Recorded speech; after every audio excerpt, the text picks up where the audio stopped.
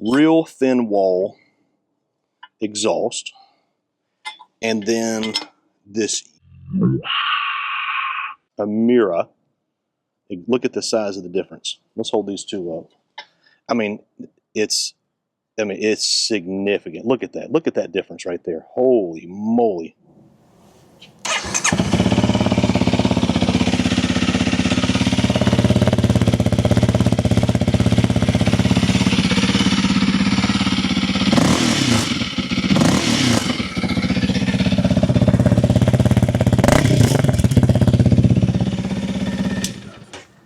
Starts. Oh, that sounds.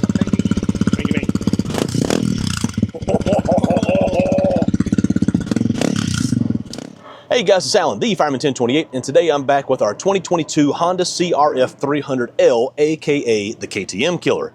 And today we're going to be doing the single biggest visual or sound difference that we're going to make in the bike in the whole series that we're going to build here. And we're going to be changing out this big old fat ugly exhaust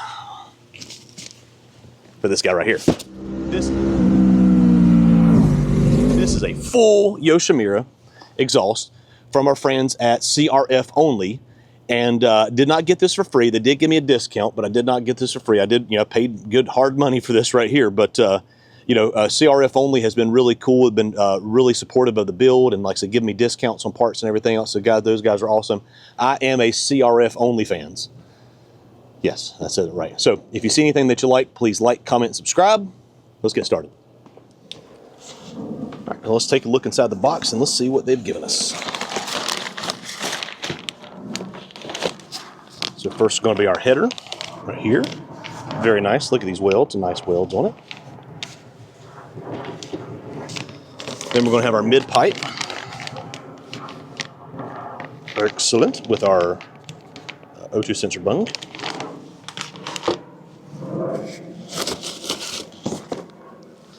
There's our spring puller and our spring and a couple screws and some paperwork.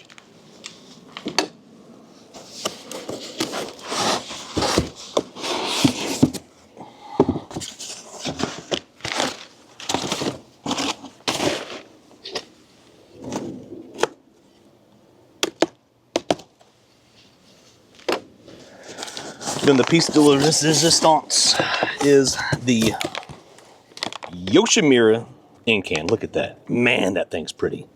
And this is going to give us about a 3-pound weight reduction. So nothing crazy, but man, that's going to look so good on the bike. Let's get started.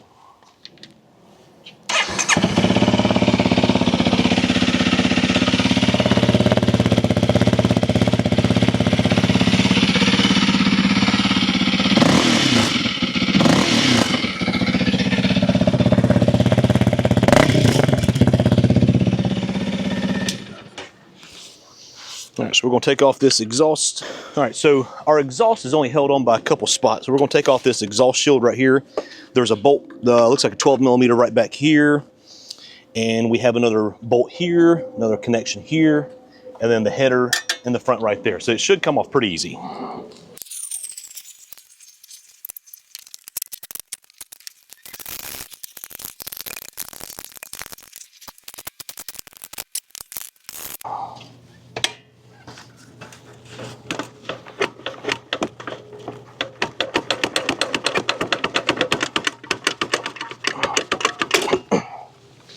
Good Lord, that's a big old sun biscuit.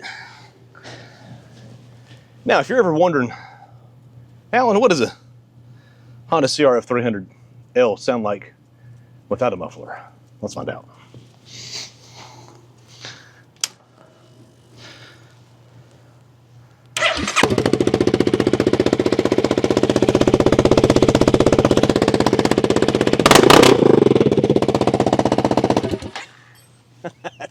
That's a bit obnoxious. Hey, that's a bit loud, wasn't it? That's a bit loud, wasn't it, baby?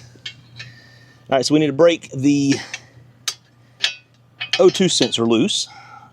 There we go. Break the O2 sensor loose, which is really easy. I mean, it's pretty simple to get to. Like I said, we're keeping that right there. So 17 millimeter on that guy. You could pull off the this heat shield and make it a little bit easier, but it's not bad. You can get to it. You can get to it. Don't be a wuss.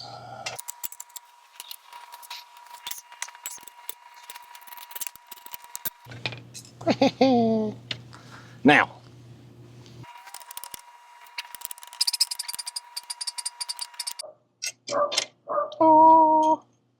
and there's our O2 sensor.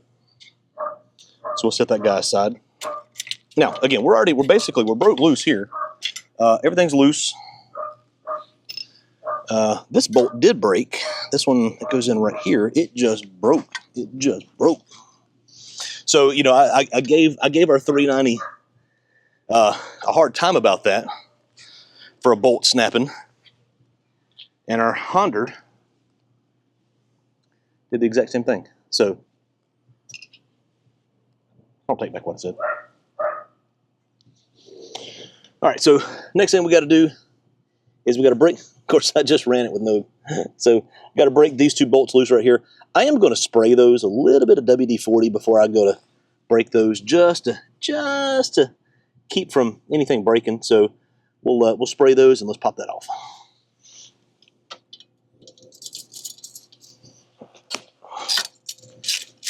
Well, that was awfully easy. That was almost too easy. Bloop. Now, we should. That's it. Just like that. It's off. Now, let's give a comparison between what the OEM, the stock, real thin wall exhaust, and then this Yoshimura. Look at the size of the difference. Let's hold these two up. I mean, it's significant. Look at that. Look at that difference right there. Holy moly. So the Yosh is definitely going to flow a lot better. And then with the tuning from 550 Performance, look at the inside. Look at the, wow, look at that. I mean, look at the diameter of that right there. That's incredible. Oh man, that's going to flow. Woo-hoo. So this should be a pretty simple install with putting the header back on. You've got your studs here, which those, the bolts came off really easy. Here's our new pipe here. We should slide right on and be in business.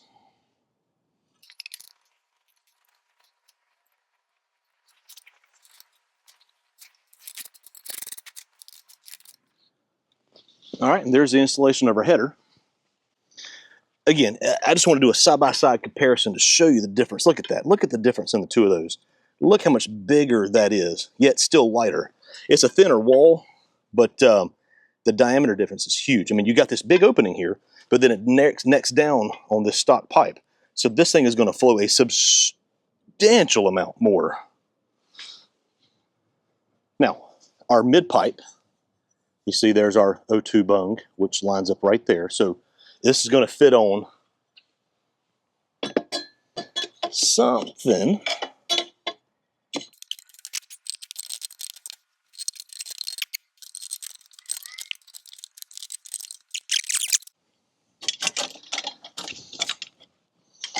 There we go. Fits that together. Now, if you notice, they use springs. And Yoshimura is known for this. They use springs that hold everything together and hold tension to keep everything from rattling. So we got our O2 sensor right here. Let's go ahead and screw that back in. Kind of turn it a couple times.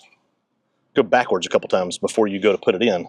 That way when you actually put it in place, it is not all boogered up.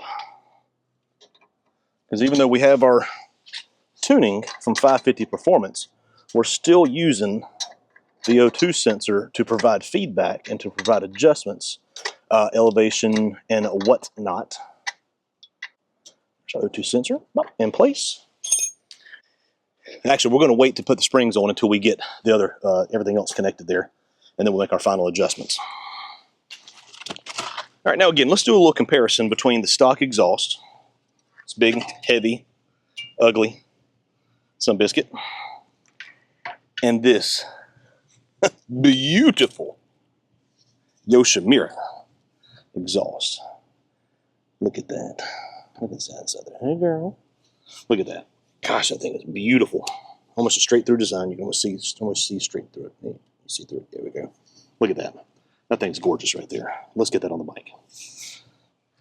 All right, so we're going to fit that right on there like that. All right, so Yoshimura is going on, and everything's going to line up. So we got a bolt that's going to connect there, which actually that bolt might have broke. So we might have to do something there.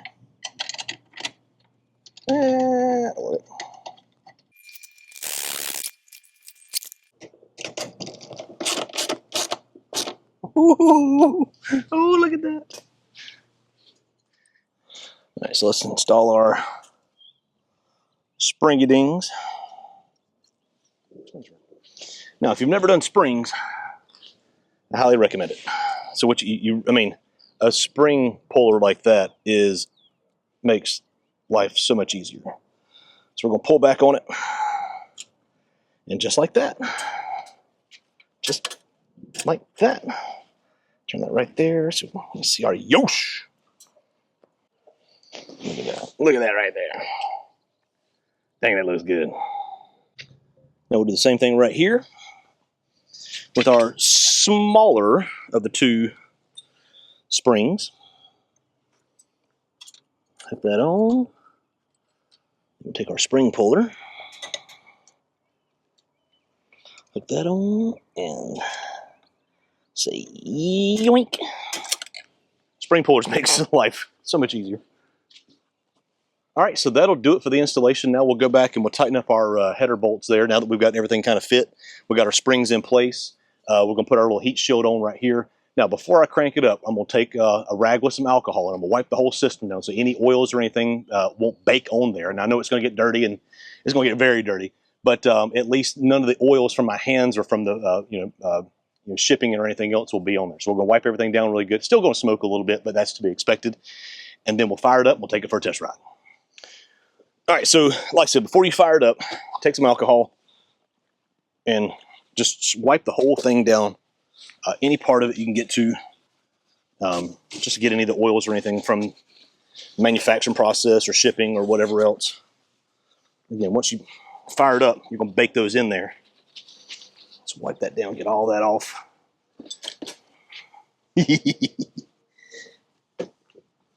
Now let's put our heat shield on.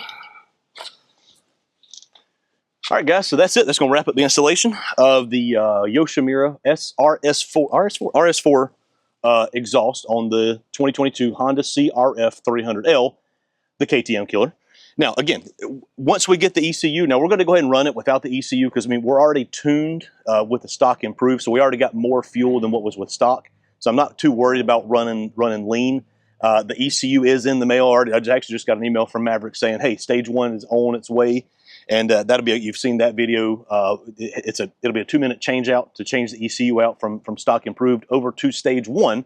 And that really gives us that bump. And then remember that 6,000 RPM, that puts us really competitive with our 390 Enduro R, which we should be getting back very soon. Praise the Lord. So like I said, that's it. So between the full exhaust, the 550 Performance airbox lid, and the ECU, that's our stage 1. And then that's it, we're done. And honestly, you could run the bike like that with the suspension that's already in there, and you would have a dang good product. But we're not going to stop there. We're going to keep going. So let's fire it up and see how it sounds. I don't have to be in the picture. All right, Sully, give us the honorary startup. So it starts. Oh, that sounds.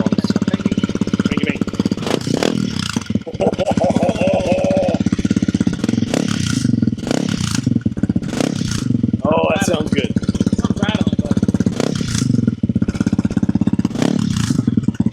It's the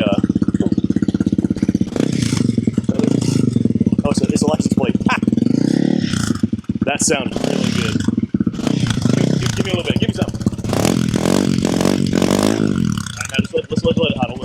Now, look, it's still going to smoke. It's new metal, everything. You know, there's still oils and everything on the inside. Let's just let it run. We're going to let it warm up, and we're going to take it for a test ride. Right? Let's do it. All right, guys. So let's do this is going to be a first test ride of our CRF300L with the 550 Performance Stage 1 items minus the ECU. So we've got the airbox lid, which is the vented airbox lid, which is right behind here, and now we have the full Yoshimura exhaust. Look at that. Good Lord, that looks so good. We've got the full Yoshimura exhaust. So the ECU is on its way, and we're going to do a full test once we get that installed, but I just could not wait, and it's actually getting dark, I could not wait to do another ride on this thing. And actually, I got the preload adjusted now on the rear shock, so it really actually sits pretty good for me. So this is going to be just a quick 5 minutes with the full Yoshimura and with the vented airbox. We already have some ECU tuning with the stock improved, so I'm not worried about a lean condition, or not too lean at least. So let's hop on, let's take a ride, and let's give our impressions with the Stage 1 items minus the ECU. Ride. Let's hop on here. Yeah, getting that rear shock adjusted really helped out.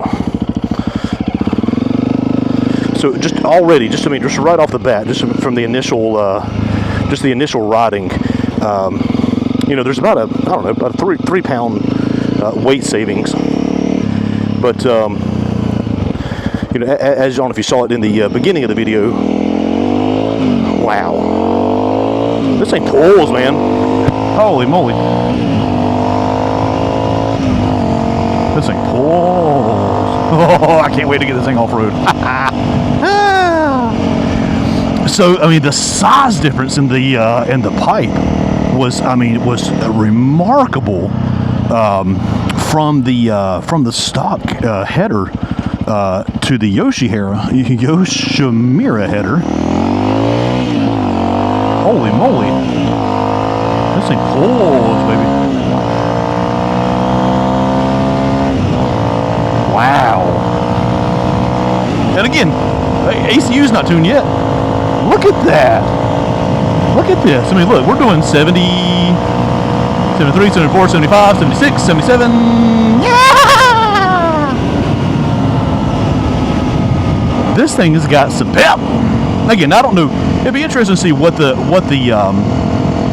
horsepower is without the ECU tuning. But between the airbox lid and this right here, I mean, hell, even in 6th gear, it just, the roll on, holy moly, that's impressive. I am impressed. Dadgum. It sounds really good. It looks incredible. Oh man, I cannot wait to get that ECU. Hopefully it comes in this week. I know you already shipped it out, so yeah, putting the preload up on this thing, I'm definitely on my tiptoes now with this bike. So which is fine. I mean, it's not a big deal. But holy moly, I mean, this feels really good. The roll, the first gear roll on feels really good. It sounds really good too. It does have the DB Killer in there, so it's not too, not too ricey, and you know what I mean. You know what I mean. But just the roll on power. Now again, I've been talking about that 6,000 RPM, and off-road, that's what we're going to be turning. On-road, no, we're going to use the whole dang thing. We're going to take it up to 8, 9, 10,000 RPM, as high as it'll go. So we're going to use that on-road. Off-road, we're not going to. Good Lord, it scared the crap out of me. On-road, we're not going to. So, that's why I've been kind of focusing on the 6,000 RPM for the off-road roll-on. Yeah. Look at that. It rolled on. It's like a real motorcycle now. And again, we haven't even finished Stage 1 yet. Oh, this thing's getting a lot of fun. Let's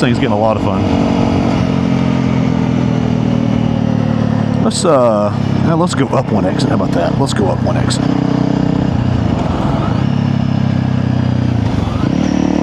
Third gear roll on.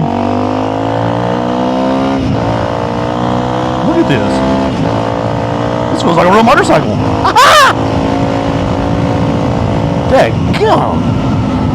Again, it's not, I mean, is this my Ninja 1000 SX? No. But still, I mean, to increase power that much, I mean, percentage-wise, when you're going, I mean, you're only talking about, you know, a couple horsepower, but you're talking like a full 10%. It's a pretty substantial difference. So I am impressed. I am really impressed. So again, like I said, this is not supposed to be a full-on review or anything. This is just a quick, it was an excuse to go take it for a ride. So all right, let's hit 70. No, let's do 65. Let's do 65. And let's do a roll on at 65. Look at that. All right, now I got it pinned. I got it absolutely pinned.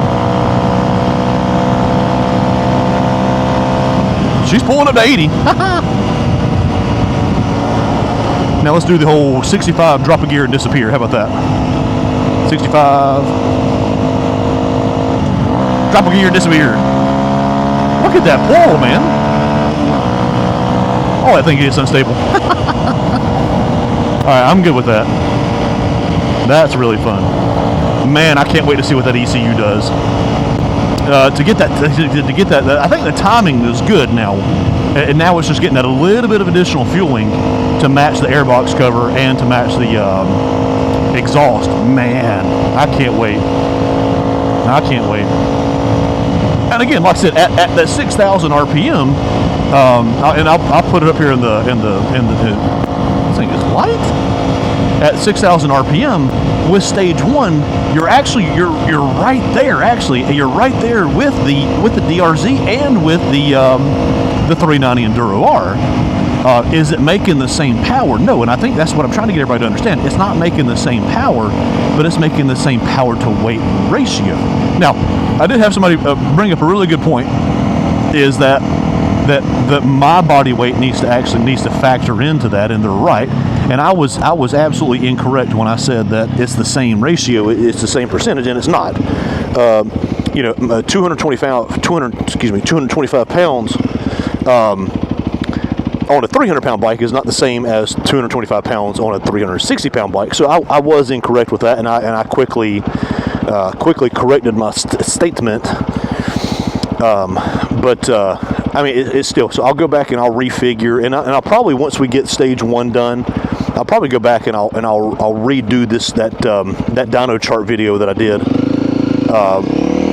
and not only go over the numbers, but talk about the riding impressions, because there's one thing to have numbers on paper, but there's another to actually, you know, put them into principle, you know, put them in action, and be able to talk about those numbers in real life.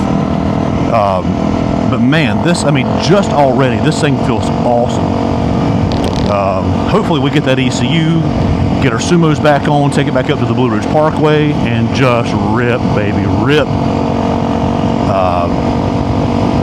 Man, this thing's a lot of fun. This might be the KTM Killer. And again, it's not the same bike, and that's perfectly fine. You know, it's a low compression bike, and even with the big bore kit, the compression's really not that much higher. But again, I'm not trying to match horsepower for horsepower. I mean, if it was a horsepower thing, I'd just go get an R1300 GS and have 140, 150, or go get you a Multistrada V4, you know, if you want 200 horsepower. I'm more interested in a bike that's lightweight, that's inexpensive. That's the key here. This bike is inexpensive.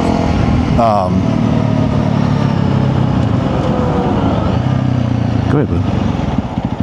Come on. Come on. Come on. You're running the red light. Go.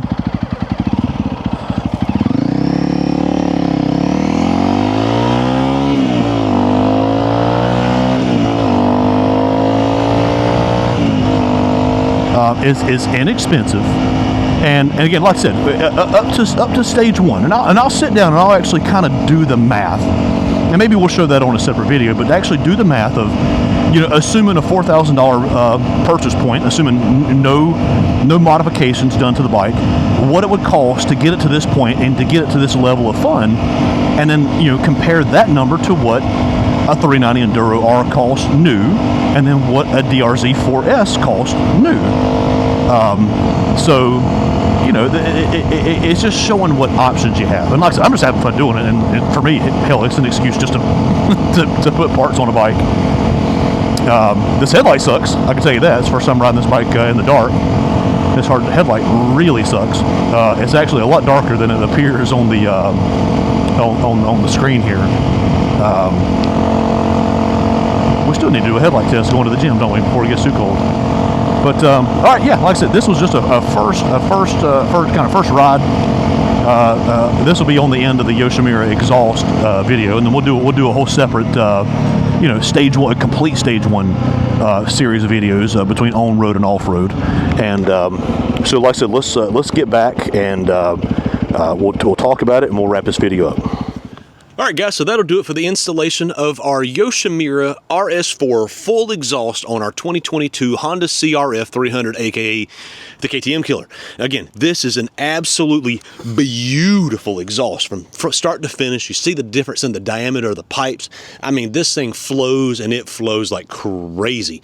And it's going to be one of the building blocks of all the future mods that we're going to do, all the way up to the big bore kit. So again, cannot wait to get this out. So this is the second part of the stage one, the 550 Performance stage one modifications. So the first one was the airbox lid, which is right behind here, and you can see that video right up here. The second is the exhaust, and the third is going to be the ECU, and then that's stage one, and that really puts us close in that 6,000 RPM range, right up close to that 390 Enduro and actually the DRZ. So you know, we're probably not going to do a video for the ECU install just because you've already seen that before, but we're going to get this thing out on the trails and out on the road and really see how it performs. So thank you guys for watching. God bless, roll tide, and remember, tomorrow needs you. Thanks, guys.